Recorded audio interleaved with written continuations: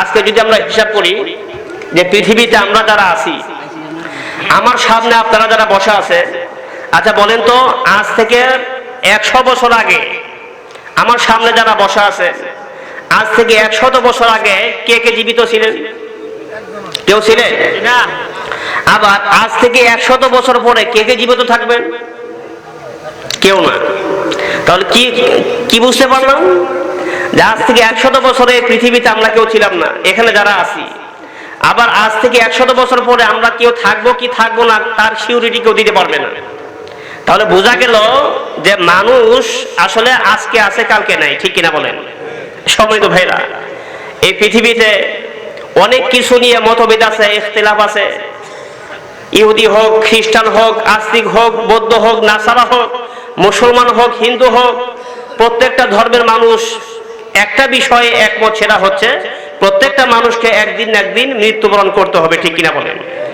হিন্দুরা কি বলে যে মানুষ মরা লাগবে না? খ্রিস্টানরা কি বলে মরা লাগবে না? তাহলে পৃথিবীর ভিতরে যা কিছু আছে প্রত্যেকটা বিষয়ে মানুষের ভিতরে ইখতিলাফ আছে। অনেকে আল্লাহকে বিশ্বাস করে না, অনেকে এই সৃষ্টি জীবকে বিশ্বাস করে না, কিন্তু মৃত্যুবরণ করতে হবে এ কথা সবাই বিশ্বাস করে, ঠিক কিনা করে? সম্মানিত ভাইরা, তাহলে একটা বিষয়ে পৃথিবীর সব মানুষ আমরা একমত হতে পারলাম এ বিষয়ে যে একদিন না একদিন প্রত্যেকটা মানুষকে কি করতে হবে? মৃত্যুবরণ করতে হবে। সম্মানিত ভাইরা, সে মরণের জন্য আমরা কি প্রস্তুত আছি? আমরা কি মরণের জন্য প্রস্তুত আছি? আল্লাহ রাব্বুল আলামিন সবাইকে তৌফিক দান করে।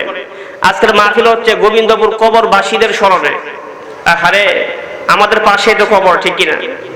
আমার বাপ, চাচা, দাদা, দাদি, নানা, নানি, শ্বশুর, শাশুড়ি, ছোট ভাই, বড় ভাই, কতজনের কবর তো সেখানে আছে, আমাদের আছে না? আমরা কি জানি তাদের কবরের কি অবস্থা? আমরা কি বলতে পারি? বলার সাধ্য কোনো মানুষের হবেও না। কেবলমাত্র শুধুমাত্র জানেন কে? আল্লাহ রাব্বুল আলামিন। সম্মানিত ভাইরা, পৃথিবীতে প্রত্যেকটা মানুষ আমরা যারা আছি বিশ্বাস করি দুটি জিনিসের উপরে। এর ভিতরে একটা হচ্ছে নিশ্চিত, আর একটা হচ্ছে অনিশ্চিত। নিশ্চিত যে বিষয় সেটা হচ্ছে প্রত্যেকটা মানুষ বিশ্বাস করে একদিন না একদিন তাকে মৃত্যুবরণ করতে হবে। যত বড় উলিয়া উলিয়া হোক, যত বড় গাউস কুতুব হোক, যত বড় দরবেশ হোক, যত বড় ফকির হোক, যত বড় এমপি, মন্ত্রী, মিনিস্টার হোক না কেন, প্রত্যেকটা মানুষ বিশ্বাস করে এই কথা একদিন না একদিন তাদেরকে মৃত্যুবরণ। যে কথা আল্লাহ রাব্বুল আলামিন কোরআনের ভিতরে চমৎকার করে বলছেন, কুল্লু নাফসিন যায়িকাতুল মাউত, প্রত্যেকটা মানুষকে মৃত্যুবরণ করতে হবে। আরেকটা জিনিস বিশ্বাস করে প্রত্যেকটা মানুষ, সেটা হচ্ছে অনিশ্চিত। সেটা কি? এই যে বিশ্বাস করি আমরা মৃত্যুবরণ করতে হবে, এই মানুষটা কবে, কখন, কোথায়, কিভাবে মারা যাবে পৃথিবীর কোনো মানুষ জানে? কোনো মানুষ বলতে পারবে? ইযা জাআজালুহুম লা ইস্তাখিরুনা সাআতান ওয়া লা ইস্তাকদিমুন। আল্লাহ রাব্বুল আলামিন বলেন পৃথিবীর কোনো মানুষ বলার কোনো সুযোগ নাই, কোনো সাহস নাই। তারা বলতে পারবে এই কথা যে আমার মরণ কখন হবে। যত বড় ক্ষমতাধর আপনি হন না কেন, এই পৃথিবীর যত বড় এমপি, মন্ত্রী, মিনিস্টার হন না কেন, আপনার মৃত্যু যখন চলে আসবে, আজরাইল ফেরেশতা যখন আপনার জান কবজ করার জন্য আসবে, আপনার যত বড় ক্ষমতাশালী প্লেয়ার আপনি হন না কেন, এ কথা বলার কোনো সাহস আপনি দেখাতে পারবেন না। আমি তো দেশের প্রেসিডেন্ট, আমি তো দেশের প্রাইম মিনিস্টার, আমার জন্য 2টা সেকেন্ড সুযোগ দাও। আজরাইল ফেরেশতা দিবে সুযোগ? সুযোগ দিবে? কোনো সুযোগ দিবে না। তাহলে বোঝা গেল প্রত্যেকটা মানুষ বিশ্বাস করে এ কথা একদিন না একদিন তাদেরকে মৃত্যুবরণ করতে হবে, কিন্তু পৃথিবীর কোনো মানুষ এ কথা জানে না কখন, কোথায়, কিভাবে তার মরণটা হবে, ঠিক কিনা বলেন? ভালো মানুষ বাড়ির থেকে বের হয়েছে, অ্যাক্সিডেন্ট হয়ে রাস্তায় মারা গেছে, এমন ঘটনা ঘটে না? ঘটনা ঘটেনি না? গোবিন্দপুরে ঘটে না? পুরো পৃথিবীতে একই অবস্থা। ভালো মানুষ এখানে আলোচনা করছি, কিন্তু এখান থেকে আমার যেখানে থাকি আমার বাসায় আমি যেতে পারবো কিনা তার কোনো সিউরিটি আছে? আপনি এখানে মাহফিল শোনার জন্য আসছেন, এখান থেকে সহি সালামতে আপনি যেতে পারবেন তার কোনো গ্যারান্টি আছে? তাই যদি না হয় তাহলে কিসের ক্ষমতার বাহাদুরি দেখা হবে ভাই?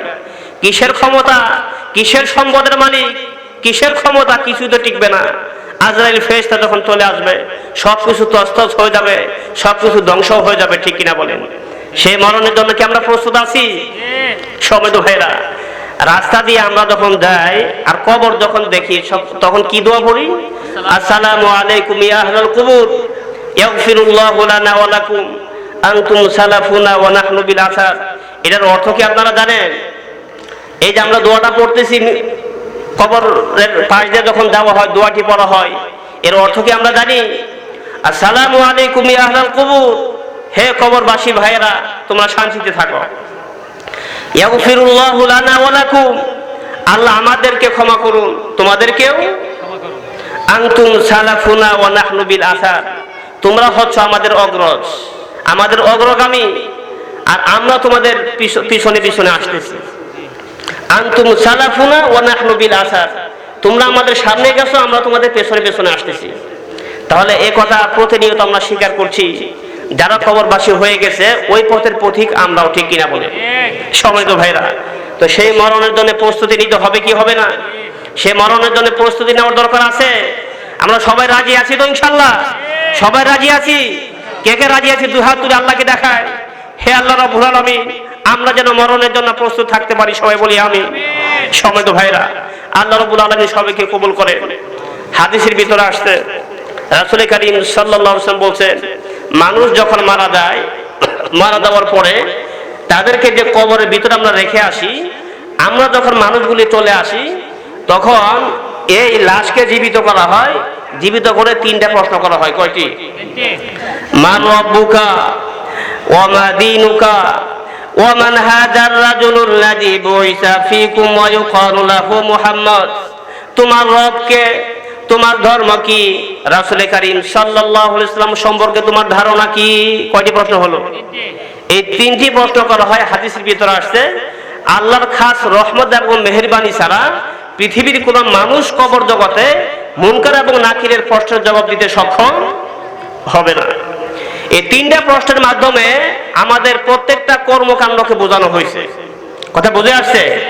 এই তিনটি প্রশ্নের মাধ্যমে অনেকেই মনে করি আমরা এভাবে যে নামাজ রোজা হজ যাকাত করলেই তো আল্লাহ রাব্বুল আলামিন প্রশ্নের জবাব সহজ করে দিবেন। বিষয়টি কি এতই সহজ? এতই সহজ? এত সহজ না। এই তিনটি প্রশ্নের মাধ্যমে আপনার জীবনের পূর্ণাঙ্গ জীবনের হিসাব কিতাব চলে আসছে। আপনি পৃথিবীতে থাকা অবস্থায় আপনার ব্যক্তিগত জীবন, সামাজিক জীবন, পারিবারিক জীবন, রাষ্ট্রীয় জীবন, প্রত্যেকটা সেক্টরে আপনি রব কাকে মানছেন, প্রত্যেকটা সেক্টরে আপনার ধর্ম কি ছিল, প্রত্যেকটা সেক্টরে আপনি কাকে আদর্শ মেনেছেন, এভাবে এই তিনটি প্রশ্নের মাধ্যমে টোটাল জীবনের টোটাল হিসাব চলে আসছে, ঠিক কিনা বলেন?